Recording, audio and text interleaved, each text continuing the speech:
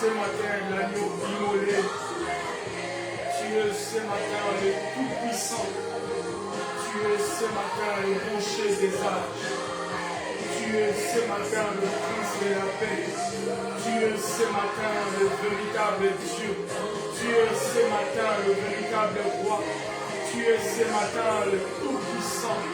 Tu es ce matin Adonai, Dieu véritable. Alléluia.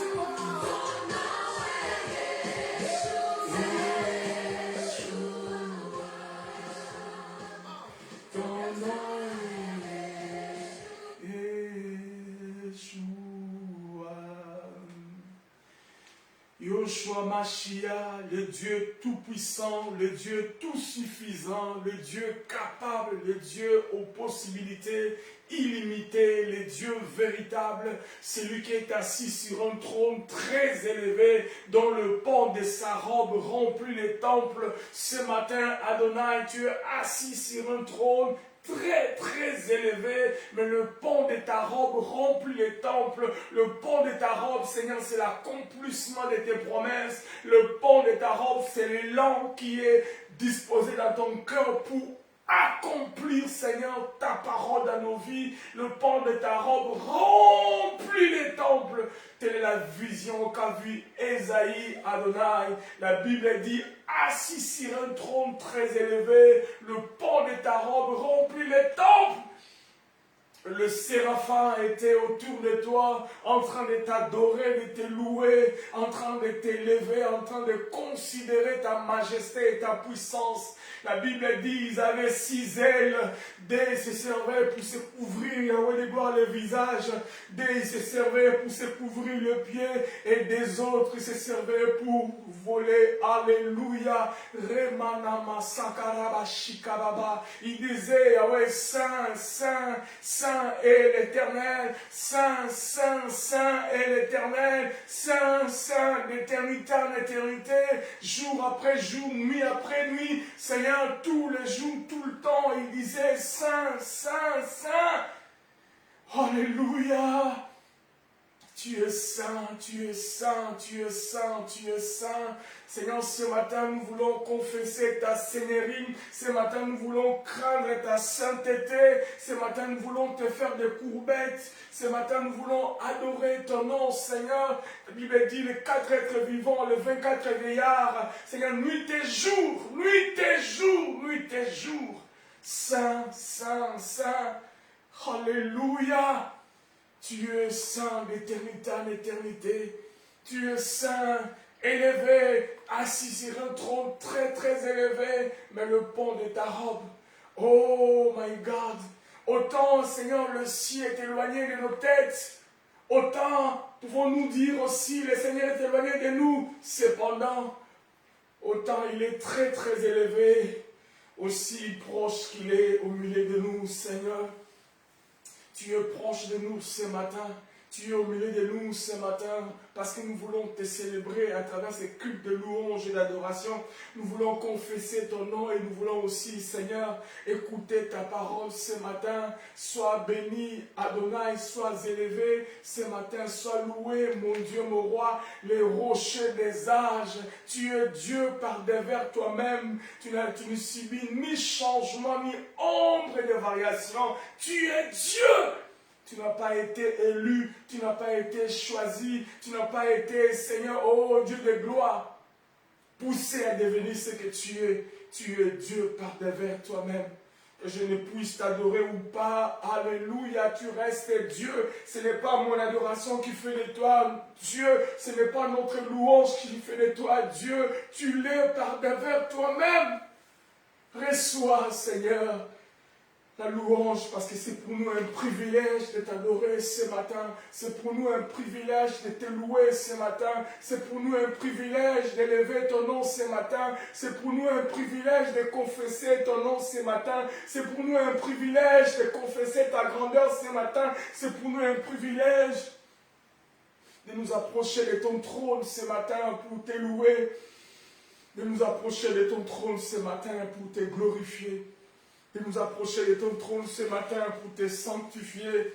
De nous approcher de ton trône ce matin. Alléluia. Parce que Seigneur, si ce n'est pas le cas, ta sainteté nous écrasera. Ta sainteté va nous consumer. Alléluia.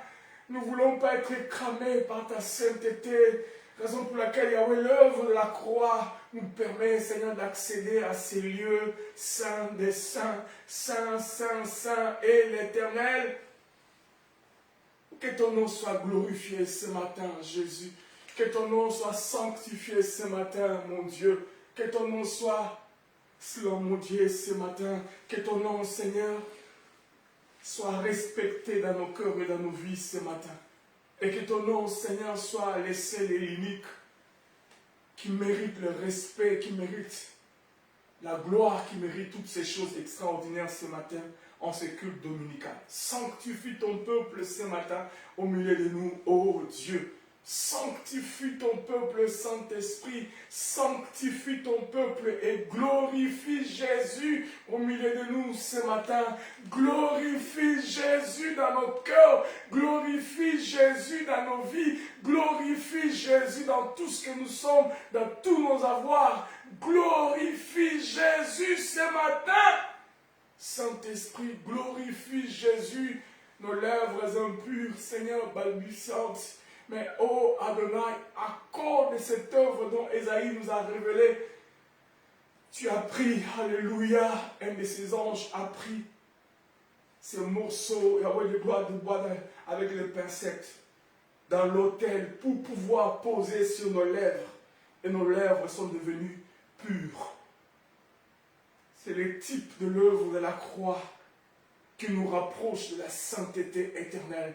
C'est l'image de l'œuvre de la croix qui nous donne accès au céleste. C'est l'image de l'œuvre de la croix qui permet à Adonai que l'infini rencontre avec le fini. C'est l'image de l'œuvre de la croix qui permet les créateurs, soient en communion avec la créature. C'est l'image de l'œuvre de la croix, Seigneur, qui permet l'infini, puis Seigneur, de gloire, coopérer avec le fini. L'invisible puisse rentrer en contact avec le visible. Oh, Shakaraba Santa Baba Karabashika. Rimene Yakarabayondo Sotokoroba Shika Baba. Rekanama Sakatama Yokoroba Shenda Baba. Rimene Yamana Sakarabaye. Reko Tondoma Mamakaraba Ukondo Sakarabashike. Merci pour ce matin. Merci pour ce culte dominical. Que le divin soit présent au milieu de nous, Seigneur. Que le divin soit dans nos cœurs ce matin. Que le divin soit dans nos vies ce matin à travers ces cultes. Dans les noms puissants et glorieux de Jésus. Sanctifie ta parole. Père, glorifie Jésus ce matin. Dans les noms puissants et glorieux de Jésus. Ainsi nous avons prié. Et ensemble nous disons Amen. Bien, que le nom du Seigneur soit glorifié ce matin. Bien-aimés, nous bénissons Adonai pour l'opportunité qu'il nous accorde ce matin d'être ensemble avec vous en présentiel comme aussi en distanciel pour pouvoir célébrer son nom, sanctifier son nom, louer son nom et bénir son nom à travers ces cultes de louange et d'adoration que nous sommes en train ensemble avec vous de partager. Gloire au Seigneur. Nous vous saluons chaleureusement dans les noms précieux et glorieux de notre Seigneur Jésus-Christ, de partout où vous êtes, dans toutes les villes qui nous suivent en distanciel à travers notre chaîne YouTube plus tard, mais aussi directement à travers notre page Facebook. Que Dieu vous bénisse et nous voulons ensemble avec vous célébrer le Seigneur à ce dimanche dominical de ce 20 juillet 2025. Nous disons gloire au Seigneur pour cette journée, gloire au Seigneur pour ces moments, gloire au Seigneur pour ces temps, gloire au Seigneur pour sa grâce au milieu de nous ce matin. Gloire au Seigneur. Bien, soyez bénis de la part du Seigneur et que Dieu vous bénisse abondamment. Nous, la mission évangélique Emmanuel, Église locale de Nantes, nous voulons célébrer le Seigneur avec vous à travers ces cultes. Gloire au Seigneur. Bien, nous allons lire un texte dans le livre de Psaume 133, un texte que nous connaissons. Cantique des degrés de David. Voici, ô qu'il est agréable, qu'il est doux, pour des frères de demeurer ensemble. C'est comme l'huile précieuse qui répandue sur la tête descend sur la barbe d'Aaron, qui descend sur le bord de ses vêtements. C'est comme la rosée de l'Hermon qui descend sur la montagne de Sion. C'est là que l'Éternel envoie la bénédiction, la vie pour l'éternité. Voici, oh, qu'il est agréable, qu'il est doux, pour des frères de demeurer ensemble. C'est comme l'huile précieuse qui est répandue sur la tête descend sur la barbe d'Aaron, qui descend sur le bord de ses vêtements. C'est comme la rosée de l'Hermon qui descend sur les montagnes des Sion. C'est là que l'Éternel envoie la bénédiction, la vie pour l'éternité. Bien-aimé dans le Seigneur, s'il y a une adresse, s'il y a un endroit, s'il y a une piste d'atterrissage où le Seigneur converge ses bénédictions, où Dieu fixe son regard, eh bien, c'est là où 1, 2 ou 3 personnes sont réunies autour de son nom. Et nous sommes cet endroit agréable, nous sommes cette piste d'atterrissage, nous sommes ces lieux où le Seigneur descend pour nous faire du bien.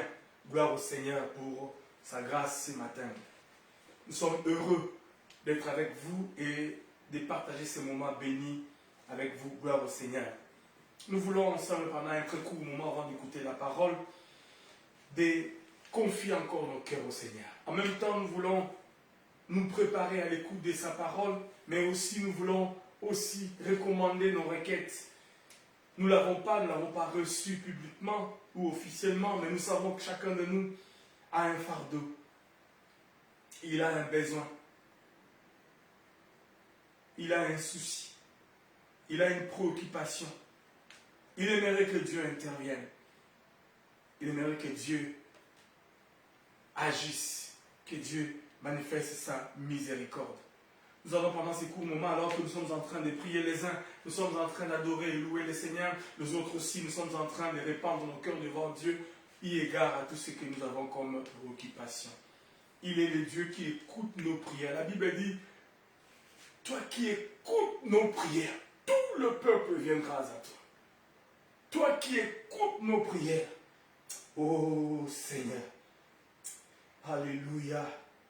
Et dans les Actes des Apôtres aussi, la Bible dit, sa réputation s'est répandue partout, s'est accrue partout. Pourquoi? À cause de l'accomplissement de ses promesses.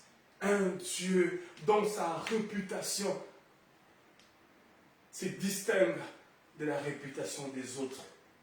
Lui, sa réputation, c'est à cause de l'accomplissement de ses promesses. Oh, qu'est-ce qui se passe dans ta vie? Parce que c'est la bénédiction de l'Éternel qui enrichit et ne s'en fait suivre d'aucun chagrin. Et ce matin, nous voulons que Dieu nous fasse du bien, que Dieu nous bénisse, non seulement par sa parole, mais aussi que Dieu nous bénisse à travers nos différentes requêtes que nous avons, à travers nos différentes préoccupations que nous avons dans nos cœurs ce matin. Oh Seigneur. Seigneur, ce matin, nous venons encore vers toi, Adonai. Yoshua, Yoshua, Yoshua, Yoshua. Ce matin, nous venons encore vers toi, exprimer nos désirs vers toi. Ce matin, nous voulons encore vers toi, oh Jésus, te présenter nos soucis, te présenter nos préoccupations, te présenter nos requêtes. Nous voulons, Seigneur Adonai, te recommander notre cher beau pays, la RDC, la République démocratique du Congo. Précisément, le politicien et la politique de mon pays. Les accords à Doha, les accords en Amérique, les accords je ne sais où. Oh Adonai, sont-ils, oh Jésus, convergés vers les besoins du peuple?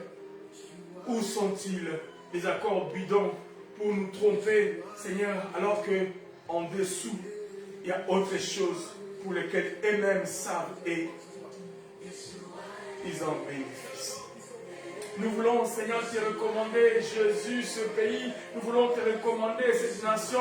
Nous voulons te recommander celui que tu as mis à la tête de cette institution, de ce pays, magistrat suprême. Parce que la Bible dit l'autorité vient de toi. C'est toi qui établis, Seigneur, quoi qu'il en soit, quoi qu'il se passe, quoi qu'il y a eu, je ne sais quoi, mais c'est toi qui as permis, oh Dieu, cette élection.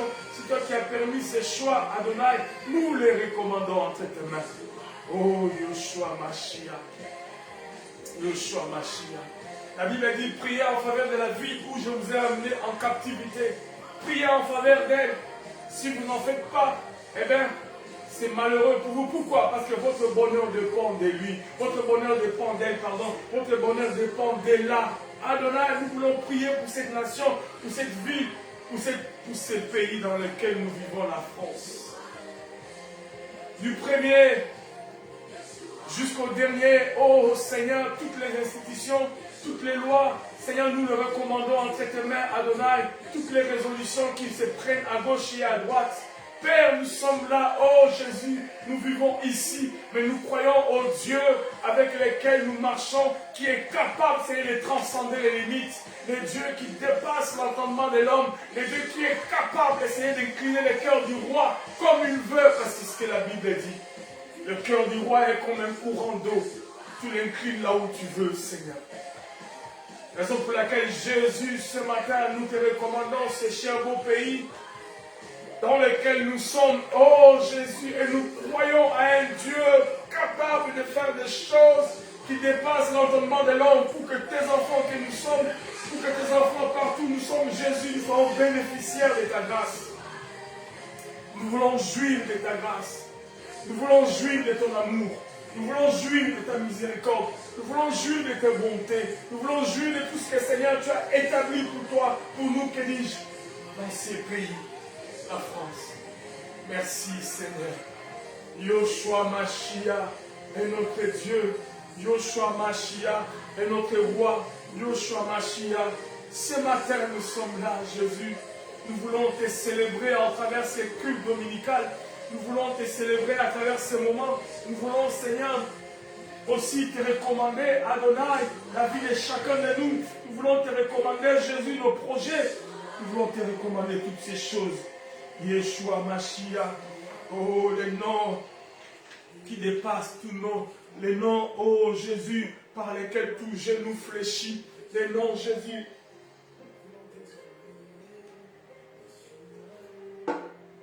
Les noms Jésus qui changent les circonstances, les noms qui changent l'histoire des noms, les noms, alléluia, qui dépassent tout nom, Adonai.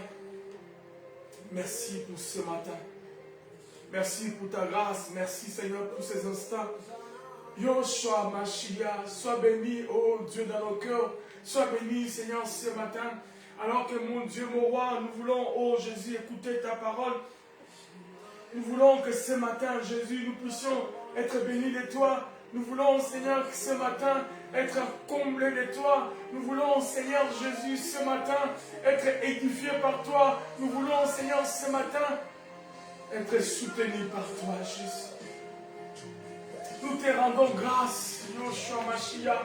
Nous te rendons grâce, Yoshua Mashiach. Nous te rendons grâce, Yoshua Mashiach. Nous te rendons grâce, Jésus. Oh, Seigneur Jésus. Yoshua Mashiach. Le Dieu de ma vie, le Dieu. Alléluia. Yoshua Mashiach, Yoshua Mashiach. Hey. Merci Seigneur.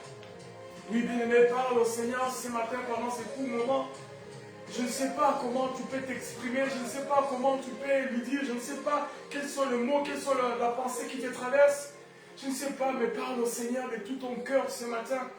Parle-lui ce matin, exprime ton désir. Exprime, ouvre ton cœur, déverse cela au pied de ces rois des rois. L'aveugle recouvre la vie, le stérile accouche.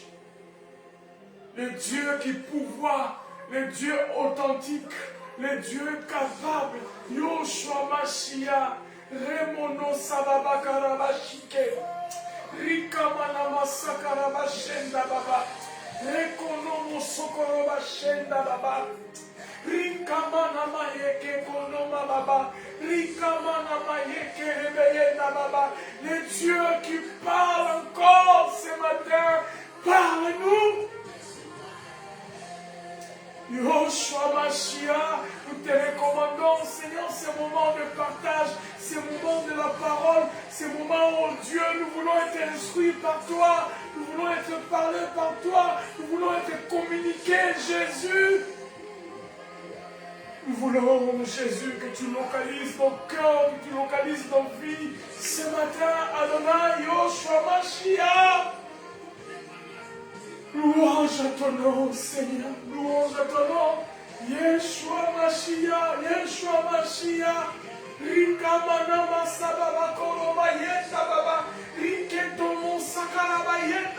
Alléluia. Yeshua. Yeshua. Yeshua Mashiach. Yeshua Mashiach. Yeshua Mashiach. Yeshua Mashiach. Ton nom est au-dessus de tout nom. Ton nom est au-dessus de tout nom. Ton nom est au-dessus de tout nom. Ton nom est au-dessus de tout nom. Ce matin, Seigneur, nous voulons Adonai t'écouter. Ce matin, Seigneur, nous voulons nous laisser diriger par toi. Ce matin, Adonai, nous voulons nous laisser être conduits par toi. Ce matin, Adonai, nous voulons être conduits par toi. Asakaba sakaraba yenda baba. Rekonomo sakaraba shika baba.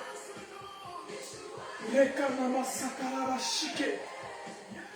Nous voulons, Seigneur, que tu prennes l'autorité dans nos vies, que tu prennes l'autorité dans nos foyers, que tu prennes l'autorité, Seigneur, dans tout ce que nous entreprenons, que tu prennes, Seigneur, oh Dieu, l'autorité suprême, l'autorité, Seigneur, dans tout ce que nous concevons, tout ce que nous élaborons, dans nos pensées, que nos pensées soient captives à l'obéissance de Christ. Bien-aimé, exprime-toi ce matin, rapproche-toi de son trône, touche le port de sa robe. La Bible dit la femme au perte de sang a osé, lorsqu'elle a osé toucher, même l'agenda de Jésus avait changé. La destination à laquelle Jésus était avec ses disciples en train de partir, avait changé pendant un moment. Dieu peut s'arrêter, changer le cours de l'histoire juste pour toi. Dieu peut s'arrêter, changer le cours de l'histoire pour ta famille. Dieu peut s'arrêter, changer le cours de l'histoire pour ta santé. Dieu peut s'arrêter, changer le cours de l'histoire pour ton couple. Dieu peut s'arrêter et changer le cours de l'histoire pour tes enfants. Ce matin, quelle est ma prière? Ce matin, sûrement, est aussi ta prière. Yeshua Mashiach, arrête-toi un moment et écoute nos requêtes. Arrête-toi un moment et écoute nos prières ce matin. Arrête-toi un moment et écoute-nous ce matin. Oh, merci. En ces jours, Seigneur divin. Oh, Sakaraba Shanda Baba Koroba Shika. Rina Manama Yokoroba Yekenaya Baba Karaba Santa. Merci, Jésus. Seigneur, merci pour ce matin. Merci pour ce matin. Merci pour ce matin dans ta présence. Merci pour ce matin dans ta présence. Merci pour ce matin dans ta présence. Saint-Esprit, nous voulons écouter ta parole. Saint-Esprit, nous voulons ce matin nous laisser conduire par ta parole. Ce matin, nous voulons, oh Dieu, être des hommes et des femmes dont la Bible dit « Heureux l'homme qui ne s'assied pas accompagné de moqueurs. Heureux l'homme qui prend son plaisir à la parole. » Oh Seigneur, saisis-toi de nos lèvres impures, Seigneur, saisis-toi, Jésus, de cet instrument inutile par lequel, oh Jésus, tu voudrais nous parler ce matin. Parle-nous comme jamais un homme n'a parlé. Saint-Esprit, sers-toi de mes cordes vocales. Parle à quelqu'un, oracle du Seigneur ce matin. Oracle du Seigneur. Parle-nous ce matin, Jésus. Parle-nous ce matin, Jésus. Et glorifie le nom de Jésus. Parle-nous ce matin, Jésus. Merci, Jésus. Merci pour ce moment. Dans le nom de Jésus. Ainsi nous avons prié. Et ensemble nous disons Amen. Amen. Que le nom du Seigneur soit glorifié. Nous sommes heureux, encore une fois de plus, de vous savoir nombreux en train de nous suivre. Eh bien, que Dieu vous bénisse. Soyez pour nous et pour vous-même aussi des évangélistes. Partagez ces liens et cette page aux uns et aux autres, en famille comme aussi à des amis, pour ensemble nous puissions bénéficier de la grâce du Seigneur ce matin. Gloire au Seigneur.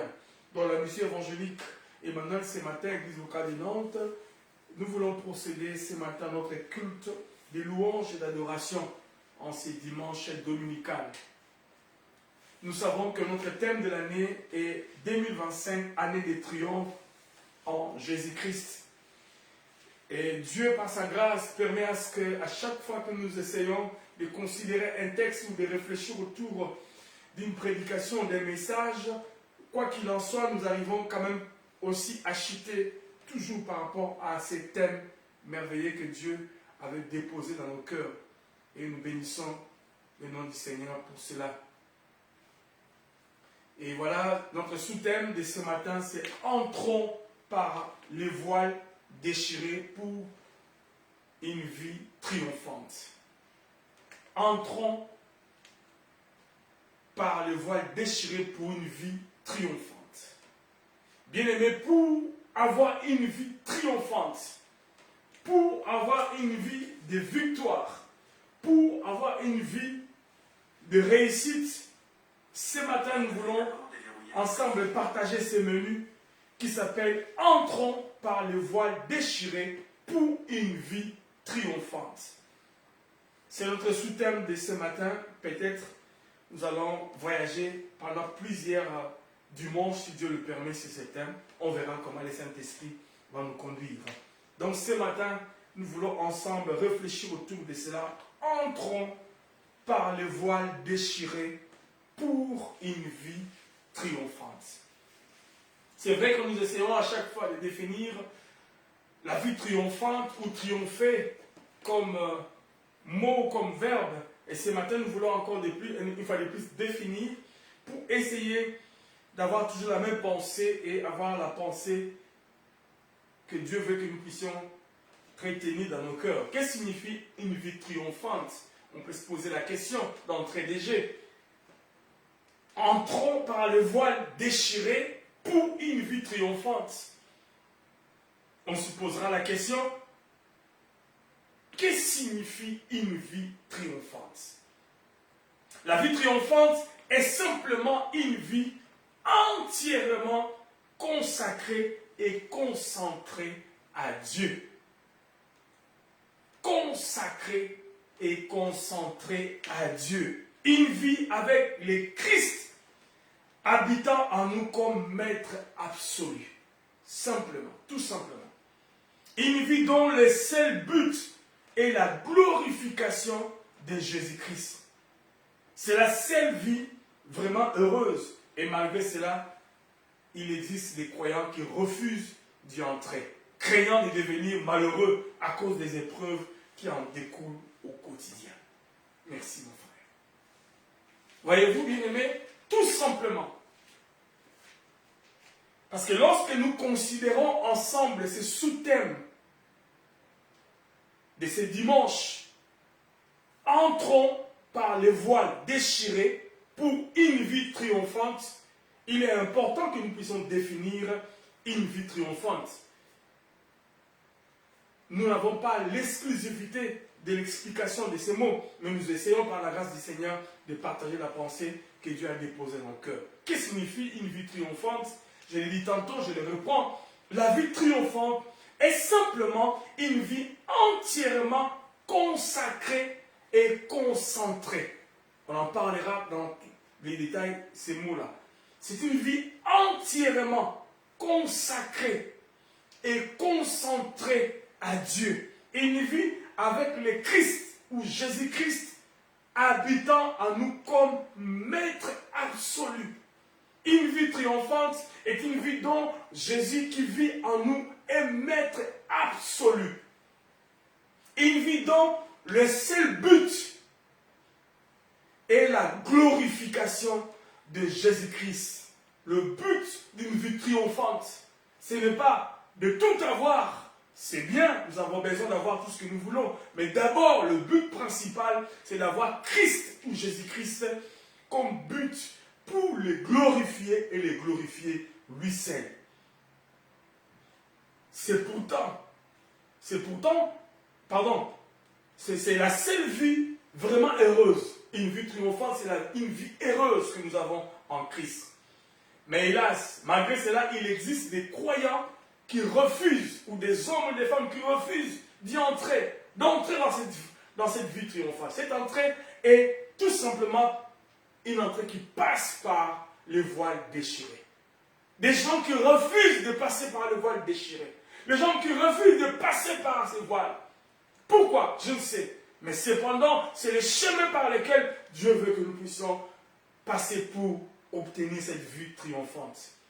Sûrement, d'autres craignent d'être malheureux à cause des épreuves qui en découlent au quotidien. Une vie triomphante, ce n'est pas une vie qui est épargnée exclusivement des épreuves. Cependant, c'est une vie aussi qui, par moments, dans laquelle découlent les épreuves au quotidien. Mais hélas, beaucoup ne veulent pas y entrer.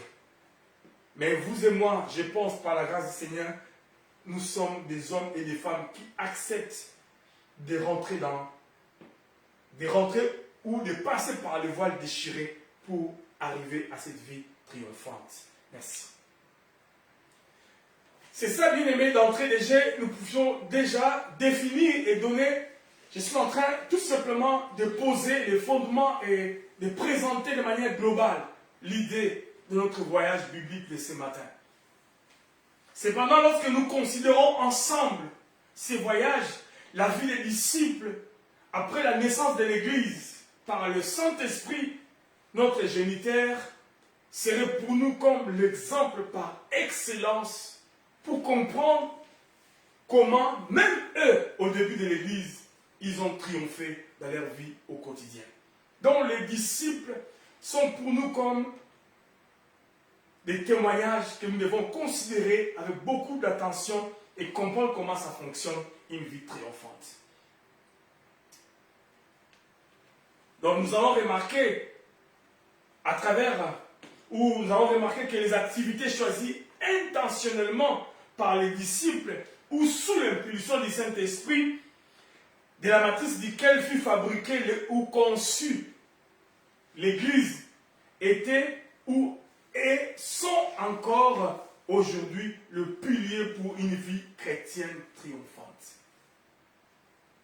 Donc je disais que nous allons remarquer lorsque nous allons observer certains versets que la vie choisie intentionnellement ou le mode de vie choisi intentionnellement par les disciples ou sous l'impulsion, moi je pense sous l'impulsion du Saint-Esprit, cette mode de vie était un moyen par lequel le Saint-Esprit avait déposé dans leur cœur pour que ça soit un support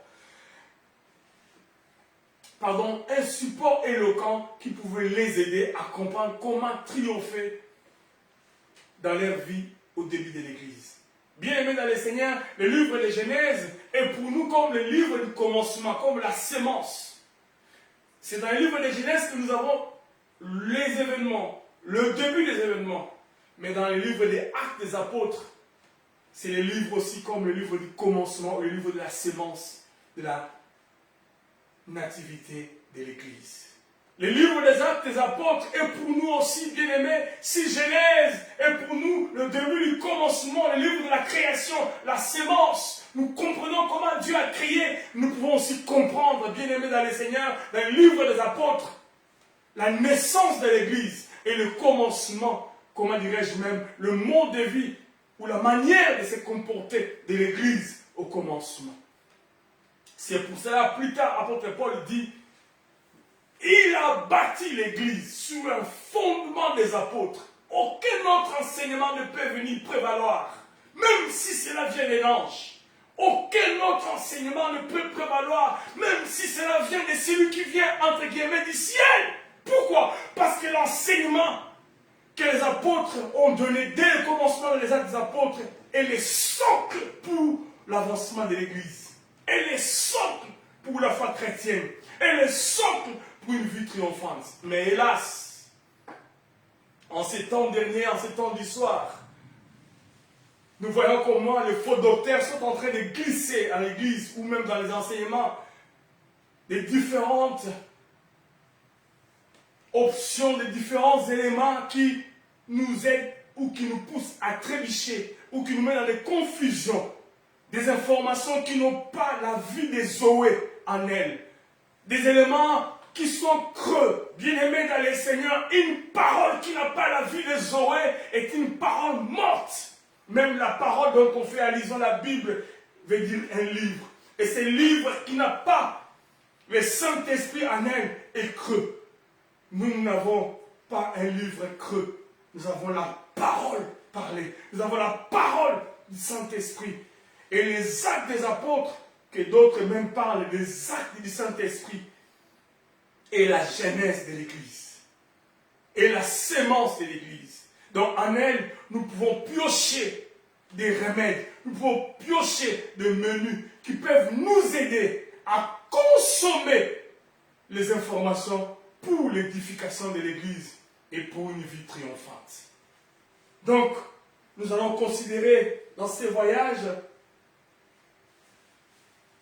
la vie des disciples dans le livre des Actes des Apôtres et on verra progressivement comment le Seigneur va nous aider.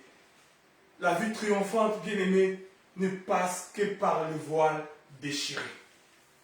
On le verra aussi.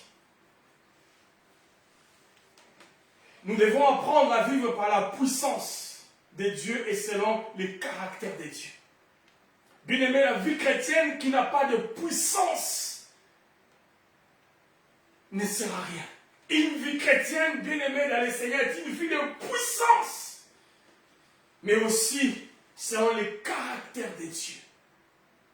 Nous sommes confrontés dans ce monde à des situations, à des réalités contradictoires. Nous sommes confrontés à des oppositions, à des puissances ténébreuses, à la sorcellerie, à la magie, à l'occultisme, à des choses pernicieuses qui viennent détruire la foi de nos cœurs.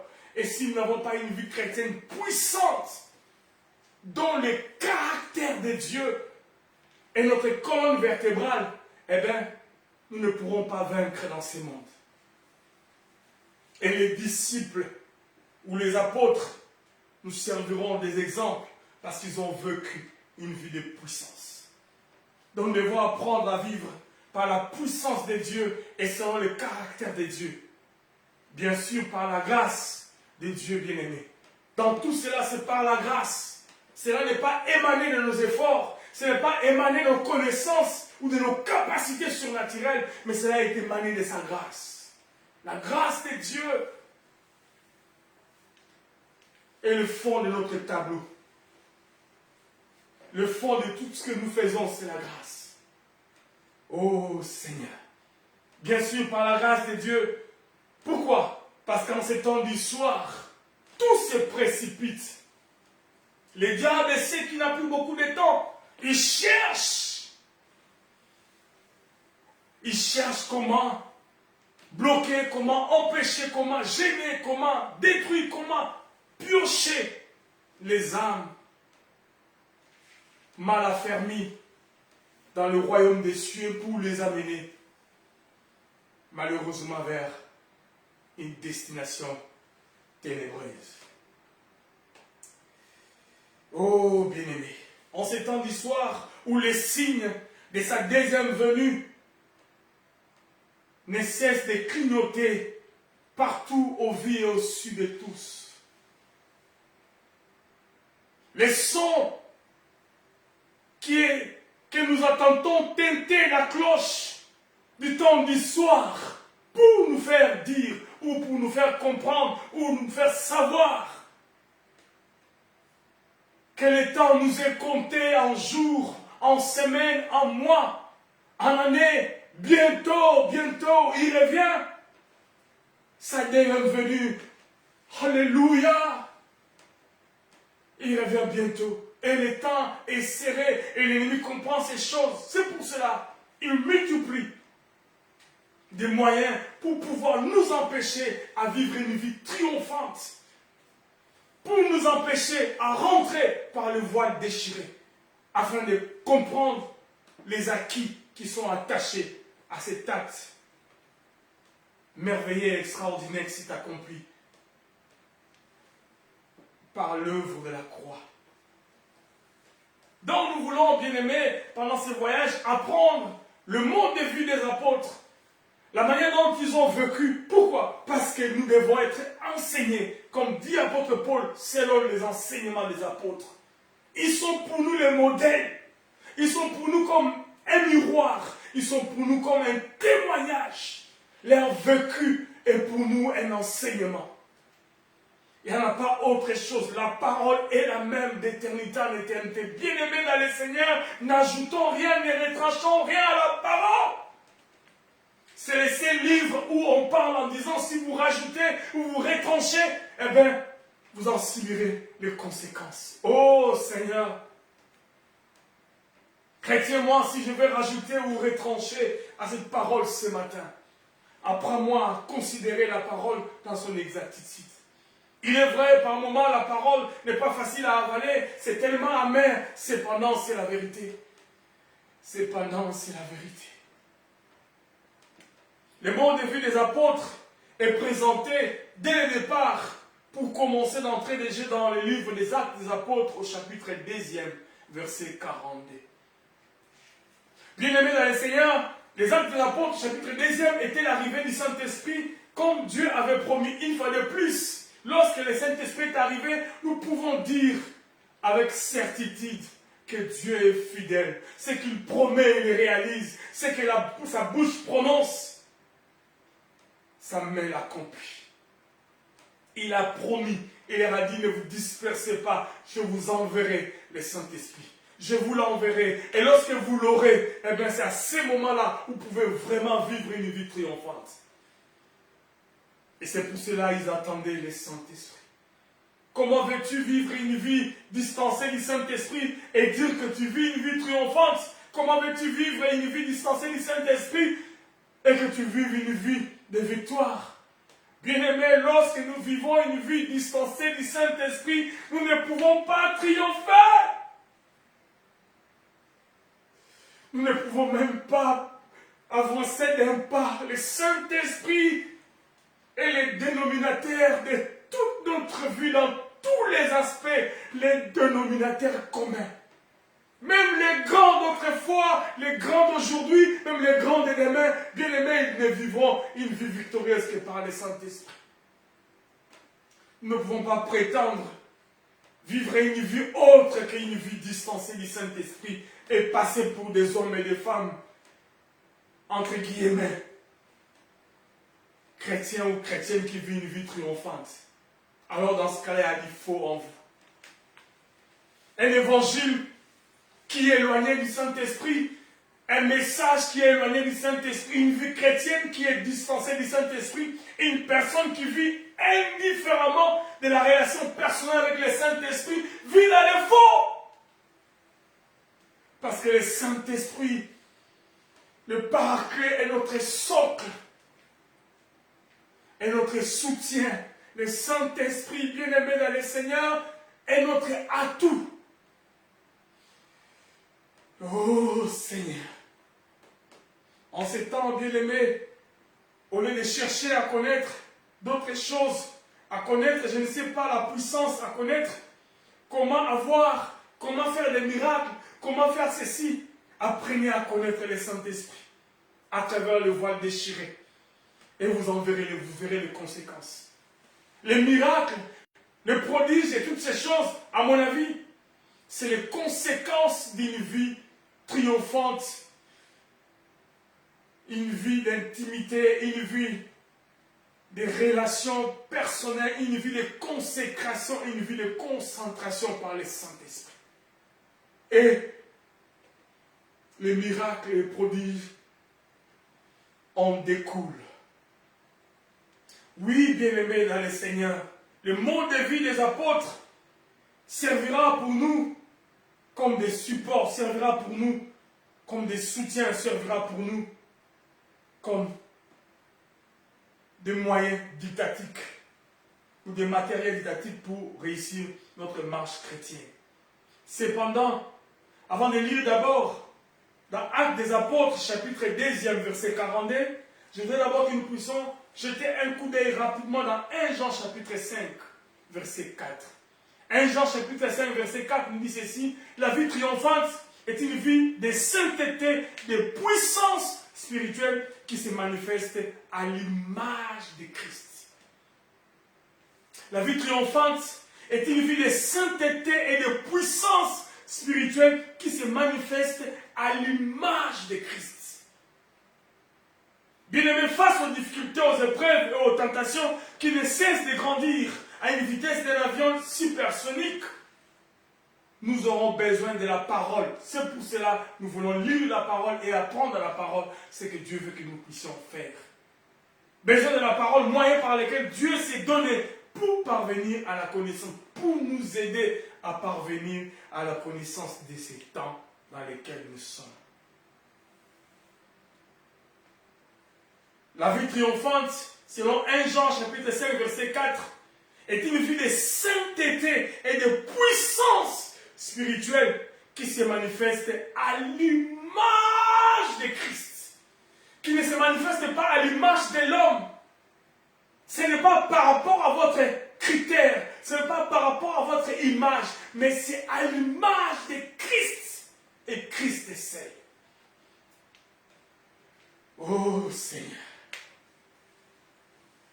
Lorsque nous observons, bien aimés, nous sommes toujours en train de voyager, lorsque nous observons la parole, c'est dans Jean chapitre 4, verset 23, l'histoire que nous connaissons, je vais paraphraser certains détails. Jésus devait traverser la Samarie et nous connaissons que la Samarie est une ville honteuse, une ville pécheresse, une ville qui n'était pas acceptée par les Israélites. Pourquoi? Parce qu'il y avait un mélange, il n'y avait pas les sangs purs en eux. Raison pour laquelle, bien aimés, les Juifs s'est distancés de la Samarie. Aujourd'hui, n'est-ce pas, nous avons aussi dans l'Église des hommes et des femmes qui n'ont plus les sangs purs. Il n'y a pas les sangs purs. Nous sommes mélangés. Il y a un cacophonie dans l'Église. Il y a un mélange. Raison pour laquelle, bien aimés, en ces temps d'histoire, nous devons faire les choses telles que le Seigneur veut que nous le fassions pour vivre une vie de puissance et une vie identifiée en Christ. Jésus a pris la résolution malgré l'opposition de ses disciples. Sûrement, la Bible ne dit pas, mais nous pensons ainsi de passer par la Samarie.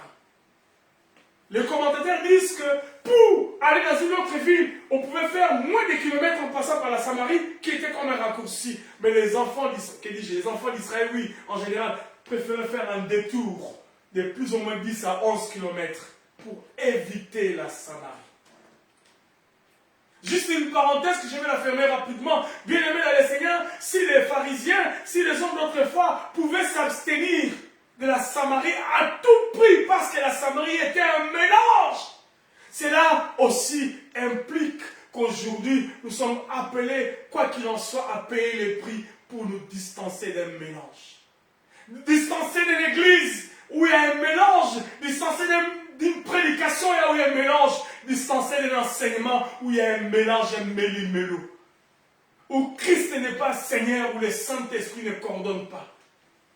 Mais hélas, nous voulons ce genre de discours, parce que c'est ce genre de discours nous donne l'espoir, entre guillemets, mais un espoir creux, parce qu'il n'y a pas la vie des Zoé.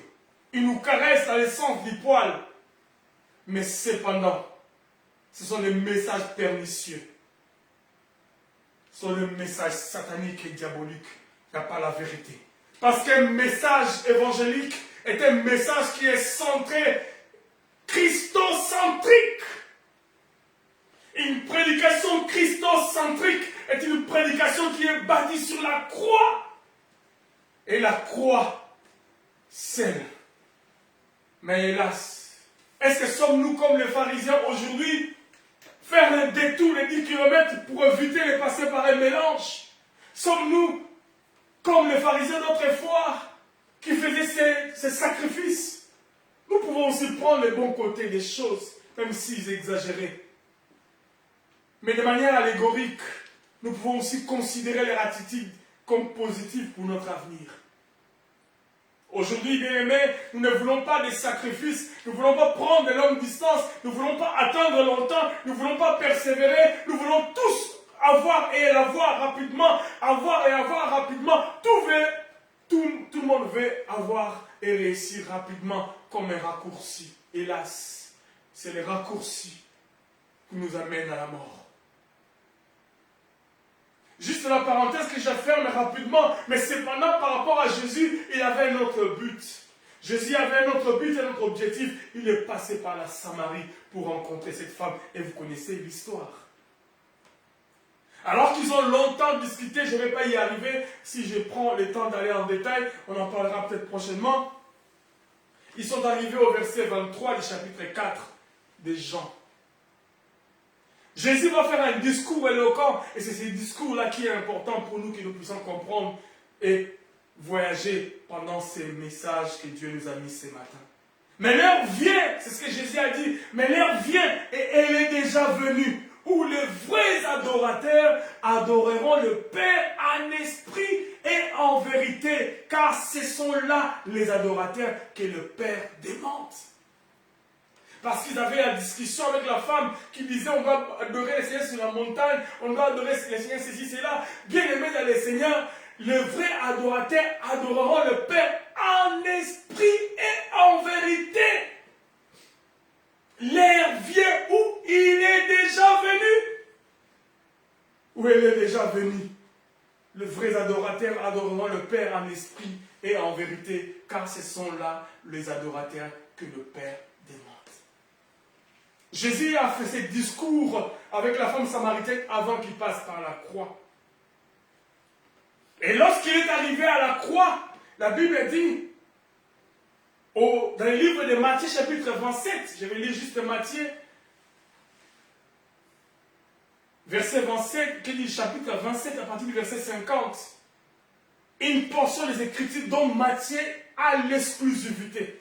D'autres évangélistes n'ont pas relaté ces faits. Ni Jean, ni Luc, ni Marc. Matthieu, pourquoi toi Matthieu? Nous connaissons Matthieu. Il était, comme on peut dire, financier ou je ne sais pas, collecteur d'impôts de l'époque. C'était un juif. Matthieu était un juif de sang, de père et de mère, collecteur d'impôts. Sûrement, il avait fait une grande école de finances de l'époque. Donc Matthieu, pour devenir un collecteur d'impôts, des impôts, que le Romain avait choisi, il est possible que dans son CV, il avait un master ou un doctorat en finances publiques. Mais cependant, étant juif de sang, il a vécu, il a appris les b.a.-ba, il a connu l'enseignement des pharisiens, parce que tout juif était appelé à suivre la loi de Moïse. Donc il connaissait. Et c'est lui qui nous relate ces événements exceptionnellement, parce que d'autres n'ont pas eu le temps. Je ne sais pas pourquoi le Saint-Esprit n'a pas permis. Mais exclusivement, Matthieu nous relève des détails importants lors de la mort de Jésus. Nous voulons aussi en tenir compte. Donc Matthieu chapitre 27, à partir du verset 50, arrive le moment de la mort de Jésus à la croix. La Bible dit, Jésus poussa de nouveau un grand cri, d'une voix forte, et rendit l'esprit. Jusque-là, tout le monde en a parlé. Tous les autres évangélistes en ont fait allusion. Jésus poussa de nouveau un cri, d'une voix forte, et rendit l'esprit. Et voici, le voile du temple se déchira en deux, du haut en bas. Le voile du temple se déchira de haut en bas, dit la Bible.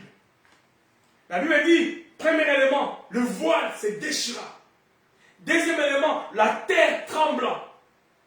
Troisième élément, le rocher se fendirent. Quatrième, les tombeaux s'ouvrirent. Cinquième, les corps de plusieurs saints qui étaient décédés ressuscitèrent. C'est le cinquième élément que Matthieu a insisté, d'autres n'ont pas fait allusion. Et la Bible continue en disant, ils sortirent des tombeaux, entrèrent dans la ville sainte après la résurrection de Jésus et apparurent à un grand nombre de personnes. On va en parler progressivement.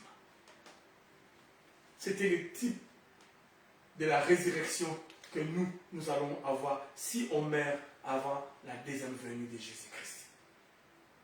Donc Matthieu nous relève, nous relate les événements qui se sont succédés après la mort de Jésus-Christ. Premier événement important, et c'est ce que nous allons d'abord nous asseoir aujourd'hui, le voile du temple se déchira. Je disais tantôt, notre sous-thème, entrons par le voile déchiré pour une vie triomphante. Pourquoi le voile du temple se déchira? De haut en bas. Pourquoi? C'est ce que nous voulons comprendre. Nous savons déjà peut-être, mais nous voulons encore étudier là-dessus pour avancer. Le voile du temple se déchira. Il a dit dans Jean 4, mais l'heure vient, et elle est déjà venue, où les vrais adorateurs adoreront le Père en esprit et en vérité. L'heure vient, elle est déjà venue. C'est l'heure où il est venu. On va comprendre pourquoi il disait ça. Les temples, le voile du temple se déchira. Bien-aimés dans le Seigneur, selon la loi de Moïse, les grands prêtres devaient traverser le voile épaisse. Ce voile était épais, c'était un rideau qui séparait les lieux saints, les lieux très saints aux lieux saints. Il y avait un rideau qui séparait ces lieux. Et ces rideaux, c'est le voile dont on fait allusion. Ces rideaux composés de plusieurs couches formaient un labyrinthe dans lequel les grands prêtres pouvaient pénétrer. Seuls les grands prêtres, les souverains sacrificateurs, seuls pouvaient pénétrer les lieux très saints à traverser ces voiles. Un labyrinthe, un voile épais. Les commentateurs disent qu'il avait quasiment l'épaisseur d'une paume de main. Voyez-vous? L'épaisseur de ces voiles. C'est que j'ai dit que les traditions juives anciennes décrivent le voile extérieur comme épais comme la main d'un homme. Environ 10 cm. Donc l'épaisseur du voile était de 10 cm. Impossible qu'un homme puisse les déchirer. Impossible. Le voile était confectionné, fabriqué de façon que cette épaisseur de 10 cm et ça pesait lourdement. Il avait environ 60 mètres ou 60 pieds de haut ou de la hauteur. Et la largeur, c'est de 30 mètres ou de 30 pieds. Il était si lourd qu'il fallait 300 prêtres pour le manipuler. Bien aimé, lorsqu'il devait changer, parce que les commentateurs disent qu'on changeait ses voiles chaque année. Alors pour changer ses voiles, il fallait, comme on dit, chaque année, avant de les changer, manipuler 300 prêtres. 300. 300 prêtres soulevaient ses voiles et manipulaient pour le positionner à cet endroit, épais de 10 cm. Waouh! Bien-aimé, un labyrinthe impossible à traverser. Impossible. Seuls les souverains sacrificateurs, selon l'ordre d'Aaron, rentraient une seule fois l'an dans le très saint de Dieu pour offrir ou présenter à Dieu le sang qui était offert pour le péché de l'humanité ou le péché des hommes. Maintenant, bien-aimés, lorsque Jésus est mort, la Bible dit dans Matthieu chapitre 27-50, on a lu, Jésus poussa de nouveau un cri d'une voix forte et les voiles furent déchirés de haut en bas, pas de bas vers le haut, pour qu'on dise un homme est venu déchirer ou les hommes sont venus déchirer, mais de haut en bas, la main de Dieu, alléluia, la main qui a écrit sur des pierres avec Moïse, la main qui a écrit sur le mur, dans le temps de Daniel, cette main est descendue dans les temples et a déchiré le voile. Déchirer l'acte prophétique. C'est pour cela, Hébreux chapitre 10, à partir du verset 19, nous dit ceci. Ainsi donc, frères, puisque nous avons au moyen du sang de Jésus. Oh my God.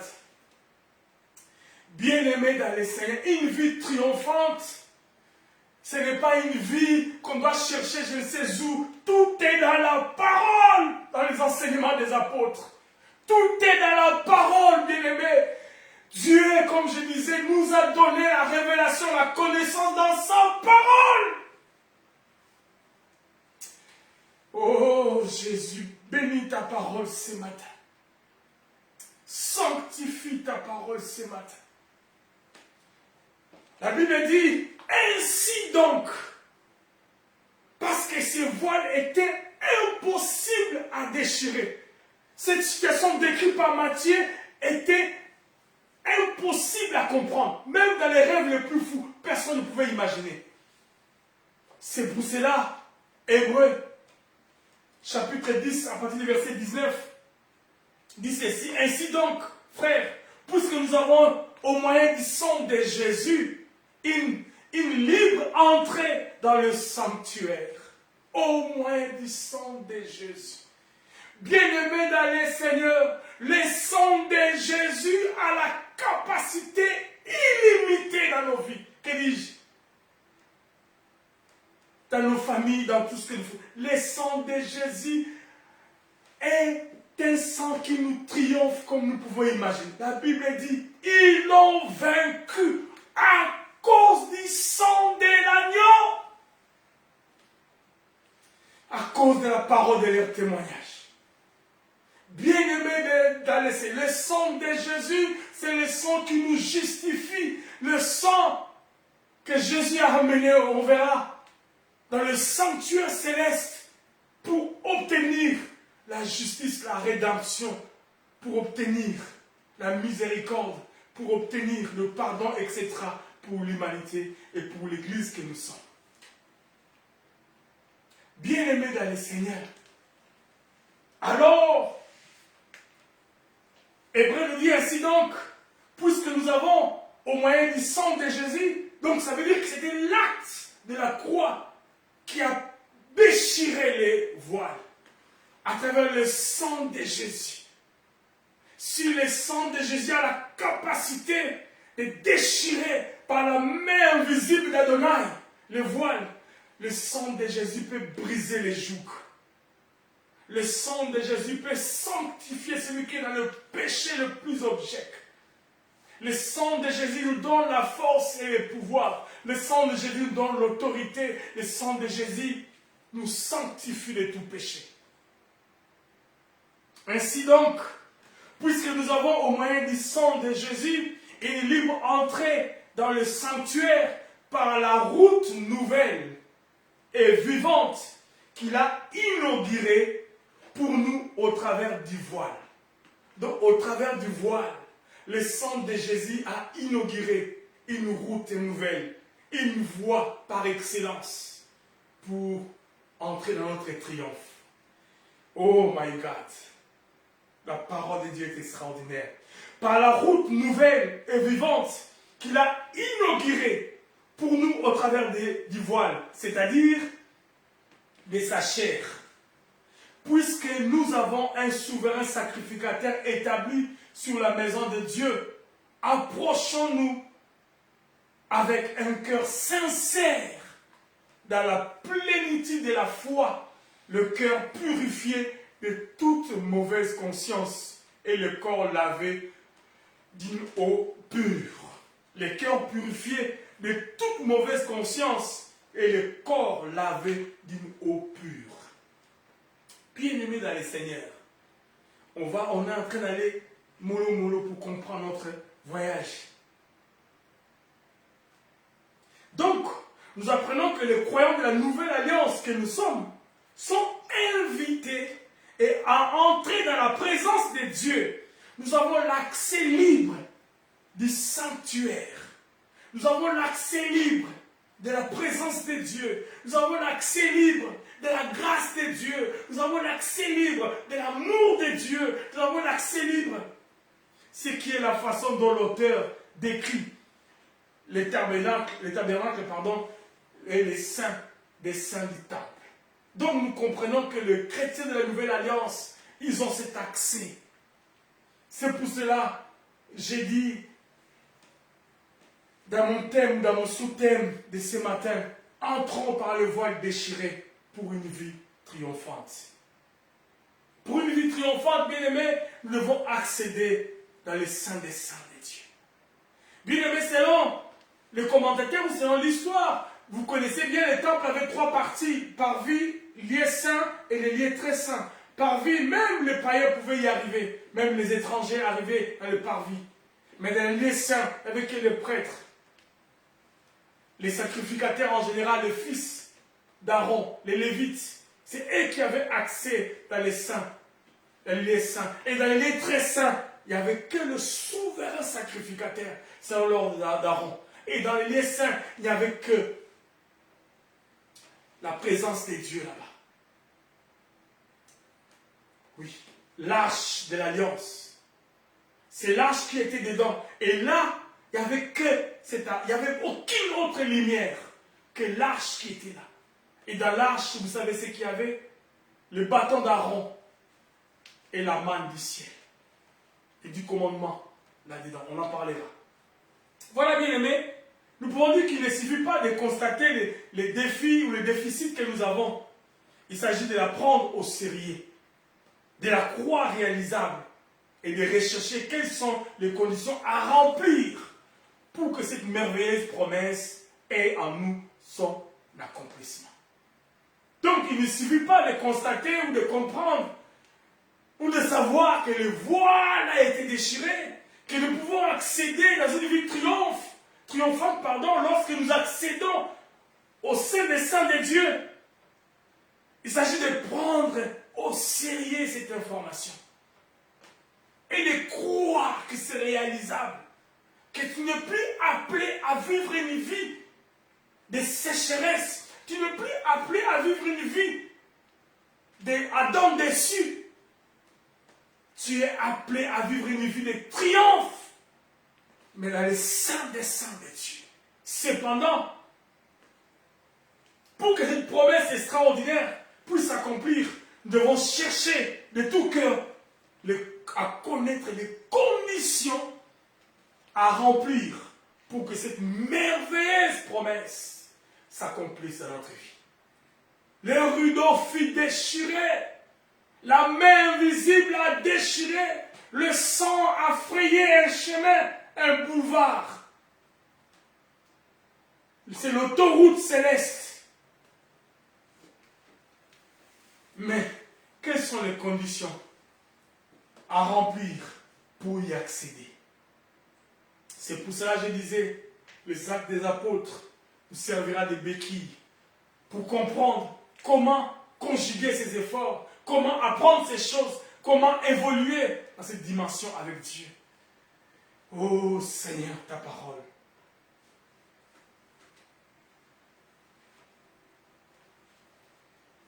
Dans Actes des Apôtres, au chapitre 2, Actes des Apôtres, chapitre 2, à partir du verset 42, tout simplement. On va lire juste cette partie. Si je prends à partir du verset 41 pour avoir le contexte, la Bible dit, ceux qui acceptèrent la parole furent baptisés. Et en ces jours-là, le nombre de disciples augmenta d'environ 3000. L'Église naquit ces jours-là. 3000 âmes sauvées, plus les 70, si j'ai bonne mémoire, furent le nombre qui ont commencé l'Église du Seigneur. Sûrement, il y avait même des étrangers, parce que c'était le moment où les gens sont venus pour le pèlerinage à Jérusalem. Et le verset 42 nous dit ceci, tout de suite, après que ce nombre fut comptabilisé, tout de suite, après que l'Église fut constituée, tout de suite, après que le Saint-Esprit a conçu l'Église dans ses entrailles, dans sa matrice spirituelle, tout de suite après, la Bible 2, verset 42, voici ce qu'ils ont fait. Ils persévéraient tout de suite. Ils persévéraient dans l'enseignement des apôtres. Voici les informations qui nous est importantes à retenir. Ils persévéraient dans les enseignements des apôtres. Ça veut dire, ils persévéraient dans la parole. Ils considéraient la parole. Ils cogitaient autour de la parole, comme les chrétiens de Béret. Ils lisaient la parole. Ils méditaient la parole. Ici, bien aimés, nous comprenons que c'est la loi de Moïse, c'est l'Ancien Testament. La loi de Moïse et les prophètes. Mais nous, maintenant, nous avons la totalité. Donc, dès lors qu'ils ont commencé, ils avaient commencé à conjuguer ces efforts-là, comme Dieu avait dit à Josué, que ce livre de la loi ne s'éloigne point de ta bouche. Médite-les jour et nuit. Médite-les jour et nuit. Voyez-vous, bien aimés, les choses de Dieu, des fois, ne sont pas aussi compliquées que nous le pensons. C'est à des termes aussi simples et aussi faciles que nous devons apprendre à vivre la vie chrétienne. Ce n'est pas par ces docteurs de la loi qui nous distraient avec des discours qui nous compliquent, des mots compliqués, théologiques, je ne sais pas. C'est bien, mais donne-nous la parole simple des Écritures. Bien aimés, ils ont commencé à conjuguer ces efforts dans la persévérance. On verra dans ces détails. J'ai fait d'abord la lecture de manière générale pour que nous comprenions ce que je voudrais que nous puissions partager ce matin, alors que nous sommes quasiment à la fin. Ils persévéraient dans l'enseignement des apôtres, dans la communion fraternelle, dans la fraction de pain et dans les prières. Bien aimés, ces choses avaient comme un seul dénominateur la persévérance. Bien aimé dans les Seigneurs, la prière est vraiment prière si c'est une prière persévérante. Ce n'est pas parce que tu as prié tout simplement un jour que tu obtiens gain de cause. Tu peux aussi l'obtenir. Mais quelle est ton attitude? Pas parce que tu as lu la parole une seule fois. La Bible dit « et les disciples ». Ici, bien aimé, après que le Saint-Esprit soit descendu, on reviendra. Le Saint-Esprit est descendu, Paul, Pierre a fait un discours selon Joël. Selon Joël chapitre 2, verset 28. Après cela, je répandrai de mon esprit sur toute chair. Il a dit, c'est la prophétie de Joël qui s'est accomplie. Donc, tout de suite après, les gens se sont convertis et tout de suite après, ils ont commencé à conjuguer ces 4 éléments importants. L'enseignement des apôtres, la communion fraternelle, la fraction de pain et le prière. L'enseignement des apôtres, je disais, c'est la parole. La communion fraternelle, c'est ce que vous avez lu. Heureux. Psaume 133. Il est bon et agréable que son peuple demeure ensemble. C'est là où Dieu déverse ses bénédictions. Dans la communion fraternelle. Entre frères et sœurs, nous ne nous assemblons pas pour nous perdre, mais nous nous assemblons pour être meilleurs. Ce n'est pas autour d'un individu quelconque, mais autour de Jésus. Nous voulons communier en distanciel comme en présentiel autour de Jésus. Troisièmement, la fraction de pain, la Sainte Seine. Bien-aimés dans les Seigneurs, c'est indispensable. La Sainte Seine. Et quatrième, le prière. Les 4 pieds du tabouret qui avaient comme un seul dénominateur commun la persévérance était comme le modèle de vie ou le mode de vie des disciples au commencement de l'Église. Mais ces choses dont on fait allusion, bien aimés dans le Seigneur, ne se faisaient pas en dehors, ne se faisaient pas dans les parvis, ne se faisaient pas dans les lieux saints, se faisaient dans les saints des saints de Dieu. C'est pour cela, bien aimés, pour vivre une vie dans cette communion, il faut l'être dans les saints des saints. Et les conditions, on va voir progressivement. On a déjà on a parlé de ça en passant. Une vie de sainteté, une vie de consécration qui permet à quelqu'un de vivre dans les saints des saints de Dieu. Parce que celui qui est habilité à rentrer dans les saints des saints était le souverain sacrificateur. Était une personne consacrée, on le verra. Nous avons l'accès parce que Dieu a fait de nous des sacrificateurs en Jésus-Christ. Mais nous devons respecter les conditions d'un sacrificateur par la puissance du Saint-Esprit. Donc le Saint-Esprit, lorsqu'il est descendu dans les apôtres, il a, je vais dire, fabriqué l'église, ou il a conçu l'église. Et tout ça, tout de suite après, il leur a donné un menu. C'est le menu dont nous venons de lire. Avec 4 piliers tabourés. Et tout cela devait se faire dans la présence de Dieu. C'est pour cela que Jésus disait à cette femme, mais l'heure vient où elle est déjà venue, où les vrais adorateurs, les gens qui veulent me prier, les gens qui veulent m'adorer, les gens qui veulent me servir, les gens qui veulent exprimer leur amour pour moi, ils vont le faire en esprit et en vérité. Ce sont les adorateurs que le Père cherche. Pourquoi en esprit et en vérité? Parce que, bien aimé dans le Seigneur, le temple dont on fait allusion physique n'existe plus aujourd'hui. Les voiles qui constituaient une barrière entre un homme pécheur et un Dieu saint. Si quelqu'un y trébuchait, eh bien, sans être préparé, il mourrait. Il serait tombé mort en sa présence. La présence manifeste de Dieu était protégée des hommes par cette épaisse rideau. Et les souverains sacrificateurs, malgré qu'ils soient préparés, la Bible nous dit ceci, lorsque vous lisez l'histoire des commentateurs, il avait un fil au pied avec des clochettes. Et lorsqu'il rentrait dans les saints des saints, on attendait, parce qu'il devait faire les services, pendant qu'il faisait des mouvements, des cloches sonnaient tac, tac, tac, tac, tac. Et les gens qui étaient à l'extérieur, ou même dans les saints, pouvaient entendre le bruit et savoir qu'il est encore vivant. Et lorsqu'ils constataient qu'il y avait un silence de mort, les cloches ne sonnaient plus, ils pouvaient se dire, tiens, il y a un souci, peut-être qu'il est mort. Et pendant longtemps, ils attendaient, et s'ils ne sortaient pas, ils n'avaient pas le droit d'entrer.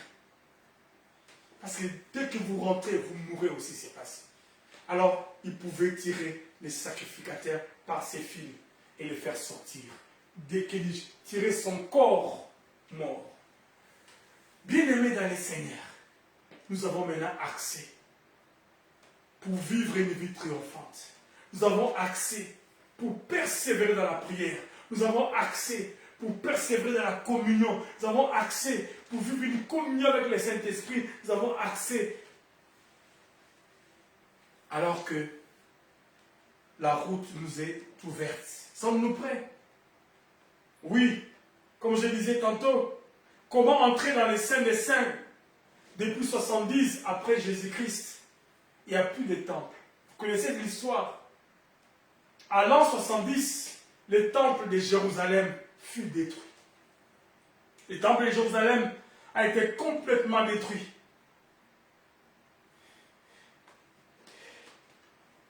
Mais l'auteur de la Bible ne veut pas que nous puissions attendre un temple qui sera battu physiquement. Non. C'était une image, le temple. C'était une image. Donc, une fois de plus, lorsque le narrateur nous relate tous ces faits du temple, il essaie tout simplement de comparer et opposer l'ancien et le nouveau. Donc, l'ancienne alliance et la nouvelle alliance. Toutes les institutions culturelles de l'ancienne alliance, y compris les tabernacles, et plus tard les temples, n'étaient que l'ombre de leur réalité à venir. Dans la réalité ultime, projetait une ombre. Mais maintenant, nous avons la confiance d'entrer dans la réalité elle-même, dans la présence même de Dieu. En ces temps, ce n'est plus le temple physique. Hier, c'était le temple physique qui était l'image, le type, était l'ombre des choses à venir. Bien-aimé dans le Seigneur, pour vivre une vie chrétienne triomphante, tu ne peux pas la vivre hors la présence de Dieu. Nous ne pouvons pas triompher en dehors du lieu très saint de Dieu. Nous devons demander au Père de prendre la possibilité, ou d'avoir la possibilité, de demeurer dans sa présence. Je veux demeurer dans sa présence. je vais demeurer où tu es. Rester toujours dans ta présence. Je ne veux pas t'adorer de loin. Je ne veux pas t'adorer de loin. Je ne veux pas demeurer ailleurs que dans ta présence. Parce que c'était de l'ombre des choses à venir. Cela signifie bien que le culte chrétien soit détaché du tabernacle céleste, pas au tabernacle terrestre, et plus tard du tabernacle de Jérusalem. Il s'agit toujours d'un culte au temple. Notre temple est la réalité céleste des anciennes demeures, Dieu lui-même. C'est Dieu qui est notre temple. Et aujourd'hui, il est venu habiter dans nos vies, dans nos cœurs, parce que nous sommes son temple. Il y a beaucoup de réalités dont l'Ancien Testament nous relevait et nous vivons cela en ces temps d'histoire. Lorsque Jean a eu un aperçu de la nouvelle Jérusalem, dans le livre de l'Apocalypse, il dit dans Apocalypse 21, 22, « Je n'ai vu point de temple dans la ville, car son temple, c'est le Seigneur Dieu, le Tout-Puissant et l'Agneau. » Dans Jérusalem céleste, Jean n'a pas vu un temple physique. Jean n'a pas vu un temple qu'on pouvait voir physiquement. Pourquoi? Il dit, car son temple, c'est le Seigneur Dieu, le Tout-Puissant et l'Agneau. Bien-aimé dans le Seigneur, si autrefois le temple était le signe, ou le tabernacle était le signe de la présence de Dieu, c'est ce qui faisait qu'il se promenait avec lui, avec ce temple, pendant les voyages d'Exode, jusqu'à bâtir un temple par David, que dis-je, par Salomon, dont les éléments furent constitués par David, étaient des symboles, des signes. Et les apôtres ont compris que pour vivre une vie triomphante, une vie de puissance, une vie de gloire, il faut demeurer dans la prière, il faut demeurer dans la communion fraternelle, il faut demeurer dans la fraction de pain, il faut demeurer dans la parole. Et toutes ces choses se font dans les saints des saints. Oh Seigneur. Et la Bible nous dit dans Actes des Apôtres, chapitre 43, chapitre 2, verset 43, écoutez très bien pour terminer. La crainte, conséquence de ce qu'il faisait, conséquence de ce que tu feras, conséquence de ce que je ferai si je prends la résolution d'emprunter ces boulevards, le rideau, le voile déchiré, le rideau fut déchiré, le sang a frayé un chemin. La main invisible a déchiré le rideau. Si nous voulons emprunter ce chemin pour y vivre, voilà les conséquences. La Bible nous dit, verset 43, la crainte s'emparant de chacun. Bien-aimé dans le Seigneur, la crainte de Dieu se développe lorsque nous vivons à côté de lui, lorsque nous vivons dans sa présence. La crainte de Dieu se développe à la connaissance de Dieu.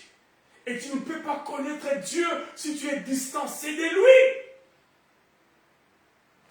La crainte s'empara de chacun. Et il se faisait beaucoup de prodiges et de miracles par des apôtres. Vous voulez faire des prodiges? Vous voulez faire des miracles? Voici le menu.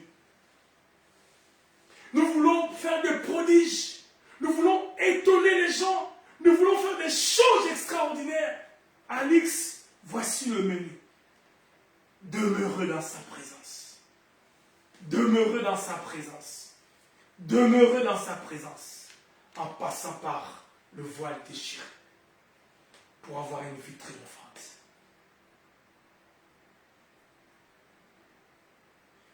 Oh Seigneur. La crainte s'emparant de chacun. Aujourd'hui, Seigneur, il n'y a plus de crainte de Dieu. Il n'y a plus de crainte de Dieu. Merci, Seigneur, pour ta parole de ce matin. Nous voulons, Seigneur, terminer ce moment, oh Dieu. Saint-Esprit, bénis ta parole. Saint-Esprit, sanctifie ta parole. Saint-Esprit, fais-nous du bien. Aide-nous, Seigneur, à comprendre que le rideau fut déchiré. Nous ne sommes plus appelés à vivre dans le parvis. Nous ne sommes plus appelés à demeurer dans les lieux saints. Mais sommes-nous, n'est-ce pas, appelés à demeurer, à prendre résidence dans les saints des saints. Sanctifie ta parole ce matin et glorifie Jésus. Bénis chacun de nous et fais-nous du bien, Seigneur, dans les noms puissants et glorieux de Jésus. Ainsi nous avons prié et ensemble nous disons Amen. Que Dieu nous bénisse pour ces moments précieux qu'il nous a accordés, de passer ces temps dans l'adoration, mais aussi dans l'écoute de sa parole. Que Dieu nous bénisse par sa parole merveilleuse, dans le nom de Jésus. Voilà, nous allons terminer par le communiquer rapidement. Nous sommes la mission évangélique Emmanuel, Église locale des Nantes, comme vous le savez. Et nous vous saluons de partout où vous êtes. Point de besoin de citer vos villes, vous savez. Nous les citons de temps en temps. À cause du temps, nous vous souhaitons à vous tous, de partout où vous êtes, un très très très bon dimanche, mais aussi une très très bonne semaine qui commencera dès demain ou dès cette nuit. Que Dieu nous bénisse et nous fasse beaucoup du bien dans cette semaine et que nous comprenions que le rideau a été déchiré. Peu importe l'épaisseur du rideau, Dieu l'a déchiré. Qu'est-ce que Dieu ne peut pas déchirer dans ta vie? Qu'est-ce que Dieu ne peut pas déchirer dans ta famille pour que tu obtiennes miséricorde? On en parlera le dimanche prochain. Gloire au Seigneur. Voilà, comme vous l'avez su, nous nous réunissons ici chaque dimanche de 11h30 à 13h30 et nous célébrons le Seigneur avec vous à travers notre page Facebook, mais aussi à travers notre chaîne YouTube. Donc notre culte est transmis en direct, comme vous le remarquez, sur notre page Facebook et nous pouvons aussi plus tard les transmettre sur notre chaîne YouTube. Nous vous bénissons aussi à vous qui pensez nous bénir en distanciel par vos dîmes et vos offrandes si vous êtes parmi nos membres. Que Dieu vous bénisse pour votre participation, que Dieu vous bénisse abondamment et que c'est l'œuvre du Seigneur aille de l'avant. Nous bénissons le Seigneur pour cela au nom de Jésus. Amen. Voilà, il y a un numéro que nous avons, que vous le savez aussi, le plus 33 605 79 21 00, plus 33 605 79 21 00, un numéro qui nous est accordé pour que nous puissions nous contacter et nous faire du bien les uns les autres à travers de sa parole. Pourquoi pas corriger, pourquoi pas instruire, pourquoi pas encourager, pourquoi pas prier ensemble et aussi partager nos requêtes. Voilà, nous restons abondamment bénis dans le nom de Jésus et nous voulons terminer ces cultes. Tenons-nous debout pour terminer ces cultes, s'il vous plaît, dans le nom de Jésus. Merci Seigneur. Père, merci pour ces cultes bénis, merci pour ta parole, merci pour ces moments d'adoration, de louange, d'intercession, etc. Nous voulons te recommander cette semaine, que tu prennes le contrôle de toutes choses du début jusqu'à la fin et que tu nous fasses du bien en ces dimanches dominicales. Merci pour ta parole. Le rideau fut déchiré de haut en bas. Peu importe l'épaisseur et ce qui peut nous empêcher. Si tu es arrivé à déchirer les rideaux, tu peux aussi déchirer ce qui nous empêche de voir la bénédiction dans nos vies. Sanctifie ta parole et glorifie Jésus dans tout ce que nous ferons aujourd'hui comme demain. Pourquoi pas toute la semaine, au nom puissant et glorieux de Jésus. Ainsi nous avons prié et ensemble nous disons Amen. Que Dieu nous bénisse. Bye. À dimanche prochain.